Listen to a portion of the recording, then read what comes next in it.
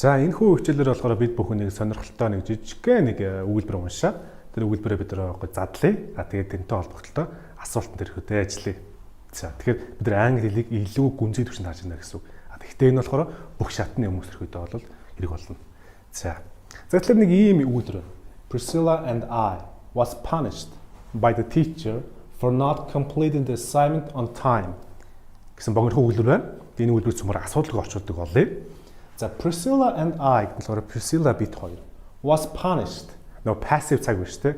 To be аваад араас нь өгүүлэг нь past participle бичсэн. Шийтгцэн гэж хэлж байна. By the teacher багшаа.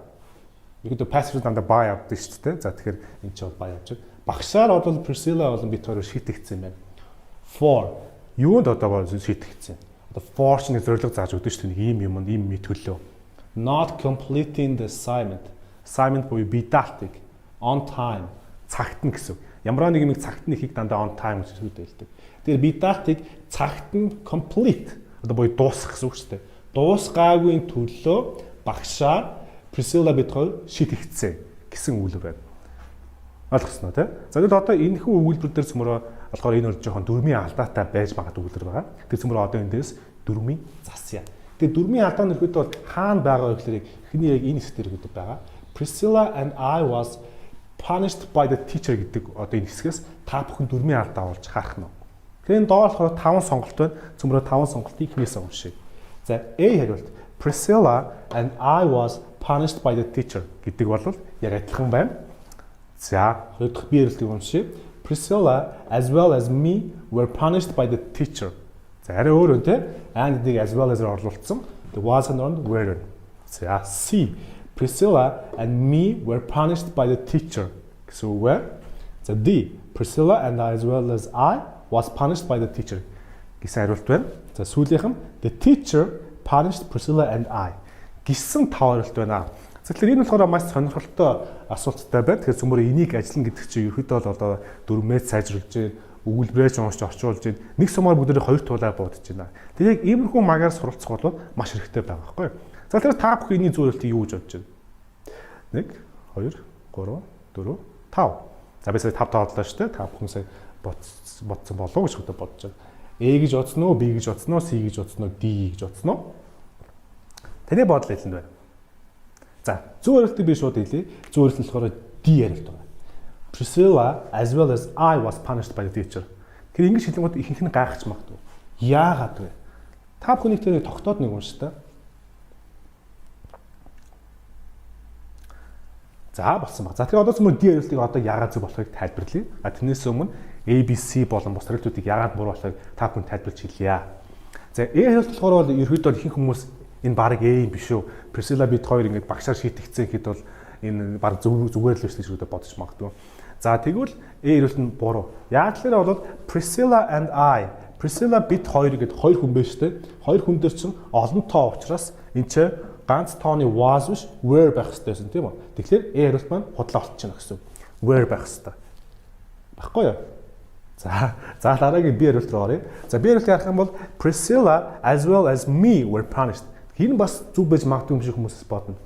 Яг л as well as гэж болохоор бас түнчлэн гэсэн үг шүү дээ. Priscilla түнчлэн B гэж үгтэй хэлж байна те. Шийтгцэн багшаар. Тэгэхээр энэ чинь баг зөв юм биш үү? Ярианы хэлэн дээр бол баг ингэж ярьчихдээ шүү дээ. Тэгээд хүмүүс бол тоодгүй. Тэг яг үүндээ энэ өгүүлбэр болохоор бол Priscilla and I гэдэг болохоор өгүүлбэрийн subject шүү дээ те. Тэр subject-ийн байранд бол B гэж хэлж байгаа бол хизээч me гэж бичиж болохгүй. Тэгэхээр энэ me-ийн оронд хэрвээ A ирүү байсан бол арай өөр болох байсан баг. Тэгэхээр энэ хариулт болохоор худлаа болчихно гэсэн үг. За дөрөв цөмөр C гарыг. Priscilla and me. Тэгээ би сая түрүү хэлсэн те. Ялгаахгүй бас me-гээр явж шít. Тэгэхээр болохоор энэ C хариулт нь болохоор бас худлаа болчлоо. Яг л I байх хэрэгтэй байсан тийм үү? Хэрвээ энэ он хэрвээ Priscilla and I were гэсэн бол тэгэл зүг болох хэрэгтэй байсан. За тэгвэл E хариулт руу цөмөр оръё. За E хариулт руу явах юм бол одоо энэ нөгөө active болгоцсон байна те. Passive өөрчлөлт. Teacher буюу багш нь шийтгсэн. Priscilla болон бит хоёрыг шийтгсэн гэж хэлсэн байна. Тэгэхээр харахад бол бас их зөв юм шиг боловч одоо цөмөр байрлыг анзаараарай. Одоо энэ чи I болохоор бол энэ үйлдвэрийн subject биш, үйлдвэрийн object-ийн байран дээр буюу үйлдвэрийн хойно орсон байна шүү дээ. Энэ тохиолдолд бол заавал болохоор бол I биш, me байх хэрэгтэй. Тэгэхээр энэний хонд хэрэг Priscilla and me гэсэн зүг болох хэрэгтэй байсан. Тэгэхээр E хариулт нь худлаа байжээ. За ингээд бид нар хасчлаа. Одоо энэ D хариулт нь яагаад зүг болохыг та бүхэн тайлбарлая.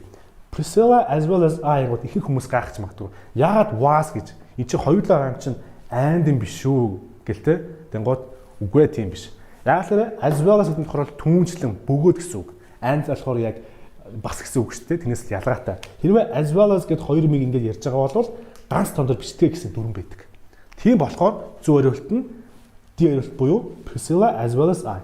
За энийг болохоор ихэнх хүмүүс мэддгүй байгаа. Ихэнх багш нар ч ерөөдөө сайн хэлж чадахгүй байх шигтэй бодож байна. Жишээл болохоор болдоо түнчлэн баяраа зоопарк руу явсаж ерөөдөө хэлээ л та. Тэгвэл болдоо as well as баяраа went to the zoo гэж хөтөлөх нь шүү дээ. Эсвэл болдоо болон баяраа шийтгцэн багшаас хөтөл. Тэгвэл болдоо as well as баяраа was punished by the teacher гэж хэлэх нь шүү дээ. Тэгээ баг тийм л өгүүлбэр гэсэн үг байхгүй. За тийм байна. Тэгээд та бүхэн хэрэг болсон байх шигтэй бодож байна. За тэгээд бид нэр ингээд тогтмол ингээд тестүүд ингэж их маш ингээд нарийн хаснаар бол нэлийн гүн төвшин зөвхөн суурна гэсэн үг байхгүй. За ингээд та бүхэн хэрэг болсон байх гэж бодож байна. За төгсгөлт минь ганцхан зөвлөгөөр хөтөө хэлжээ. Тэргүүдээ юмс сурыг бол давтан харах хэрэгтэй. Тэгм бол илүү нарийн сайн сурна гэсэн үг шүү. Давталтын хүч магадгүй 5 давтаж болно, 10 давтаж болно, 100 давтаж болно. Давтах тусам илүү чангарах болно. За дараагийн хичээлээр уулзлаа баяр та.